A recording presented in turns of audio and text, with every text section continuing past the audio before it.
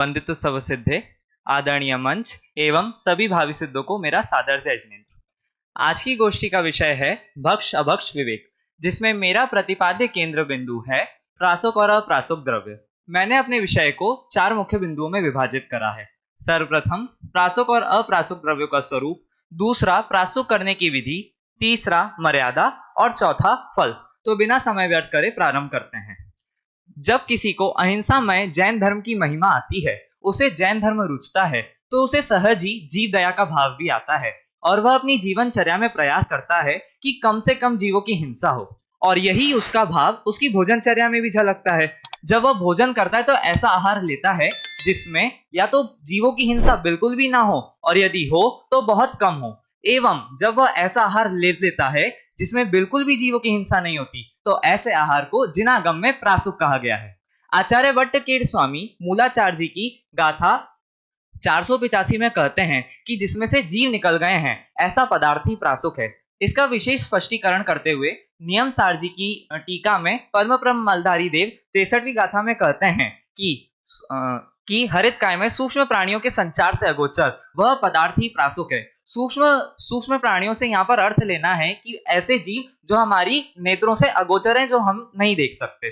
अब विधि की ओर आगे बढ़ते हैं। अपन ने सुबह जान लिया था कि जो त्रस घात और बहुघात अभक्ष है, उनको तो किसी भी विधि से प्रासुक नहीं करा जा सकता, लेकिन जो प्रत्येक वनस्पति हैं उन्हें विधि विशेष से प्रासुक कर सकते हैं। अब पूछा कि विधि क्या है, तो गोमटसार जीव कांड की टीका में केशव वर्णी जी कहते हैं 224वीं गाथा में कि सूखे हुए, पके हुए, ध्वस्त करे हुए खटाई या नमक से मिश्रित पदार्थ या जले हुए पदार्थों को प्रासुक कहते हैं। इसे एक उदाहरण के माध्यम से समझते हैं कि जैसे फल है एक सेब, अब यदि उसे अपन साबुत खाएंगे बिना उसमें यह सारी प्रक्रिया करे हुए, तो उसमें अप्रासुक का दोष लगता है, उसमें जीव होते हैं। किंतु यदि उसको हम बनार लें, उसको काट लें, अच्छी भाषा में बोले तो बनार लें, तो उसमें वह दोष नहीं लगता, वह प्रासुक हो जाता है। किंतु ऐसा हर जगह नहीं मानना कि बनार लेने से हर चीज प्रासुक हो जाती है, क्योंकि जैसे अनार है, अनार को बनार लेने से भी वह प्रासुक नहीं होता, क्योंकि उसमें सैकड़ों छोटे छोटे दाने होते हैं, तो अब आप हर दाने को तो बनार नहीं सकते। तो वहां पर कहा कि उन्हें पका लेना, उन्हें गर्म पानी में उबाल लेना, उससे भी वे प्रासुक हो जाते हैं। इसलिए आचार्य ने हमें इतने सारे ऑप्शंस दिए ताकि हम कभी कंफ्यूजन में ना आ जाएं, कहीं हमारी प्रासुकता का जो हमारा नियम है वह टूट ना जाए। अब आते हैं मर्यादा के ऊपर।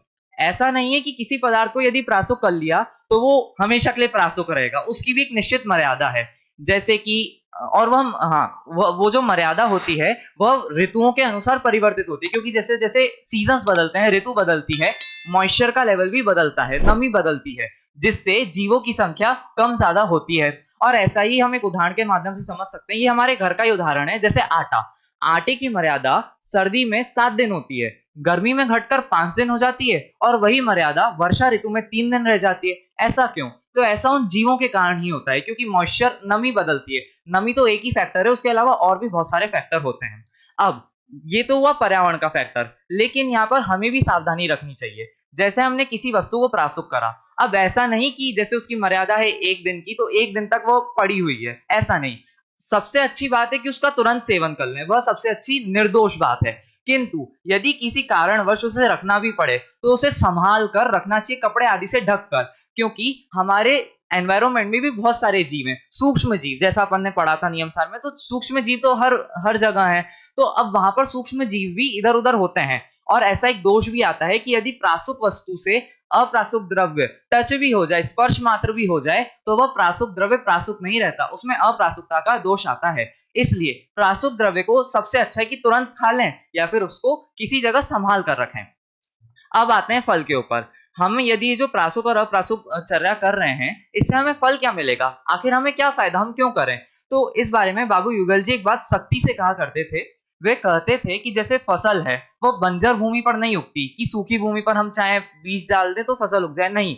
उसके लिए पहले भूमि को सींचना पड़ता है, जल से कोमल करना पड़ता है। उसी तरह से सम्यक दर्शन ऐसा नहीं कि कोई जीव अभी हिंसा कर कर आया और उसको सम्यक दर्शन हो जाए, नहीं। पहले उसको अहिंसामय जल से अपने हृदय को सींचना पड़ेगा, कोमल करना पड़ेगा, तब जाकर उसका जो हृदय है वह कोमल होगा और उसमें सम्यक दर्शन की पात्रता आएगी। और यही तो है वह विशुद्धि जो आगे जाकर जब काल लब्धि पकती है तो विशुद्धि लब्धि रूप परिणमित होती है। इसलिए यहाँ पर इनकी भी आवश्यकता है।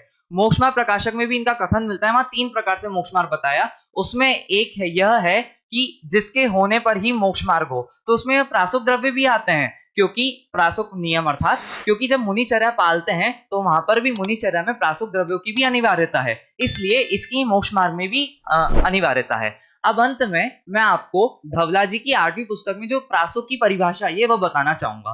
वे वहां पर थोड़ा अलग शैली से वर्णन करते हैं।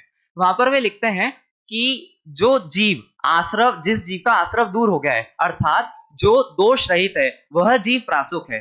अर्थात जो कर्म रहित है, जिसने कर्म बंधन रोक दिया है, वह जीव प्रासुक है। तो हम सब भी मुक्ति के मार्ग में आगे बढ़ें और अपने आत्मा को दोष रहित प्रासुक करें, इसी मंगल भावना से जय जिनेंद्र।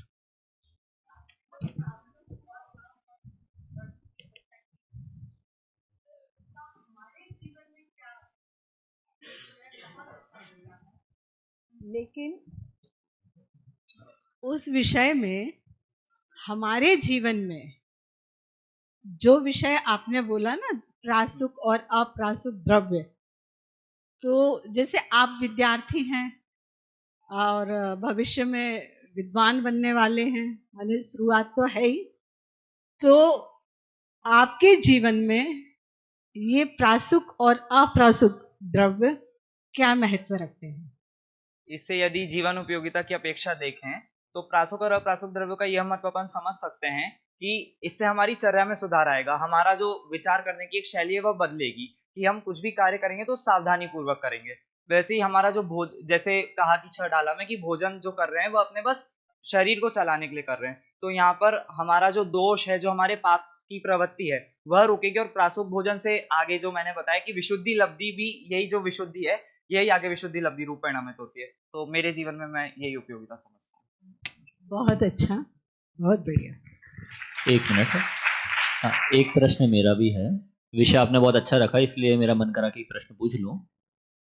आपने बोला कि कुछ फल ऐसे हैं जिनको हम बनाएं तो प्रासुक हो जाते हैं, कुछ नहीं है, तो कुछ हो जाते हैं, उसमें एक आध उदाहरण। सेब। अच्छा, ठीक है। सेब को जैसे हमने चाकू से बनाया तो वो प्रासुक हो गया, और यदि साबुत था, हमने उसको खाया, तो खाने में बाइट करी तो उसमें भी तो मतलब उसका कहें अपन पीस टाइप के हो गए, तब भी प्रासुक हो जाएगा क्या? हाँ, वो उस अपेक्षा में प्रासुक हो जाएगा, लेकिन वहां पर अपन ने सावधानी नहीं रखी, तो सावधानी नहीं रखने के कारण जीव हिंसा का वहां पर दोष आता है। किंतु जब अपन ने उसे बना रहा तो अपन ने सावधानी पूर्वक बना रहा कि हम उसको जीव रहित कर रहे हैं, इसलिए वहां पर वह प्रासुक का नियम पलेगा, लेकिन खाने में नहीं पलेगा, क्योंकि वहां पर अपन ने सावधानी नहीं रखी थी। चलिए, बहुत अच्छा। विशेष प्रकाश तो अध्यक्ष महोदय आगे डालेंगे। अच्छा, बहुत बढ़िया।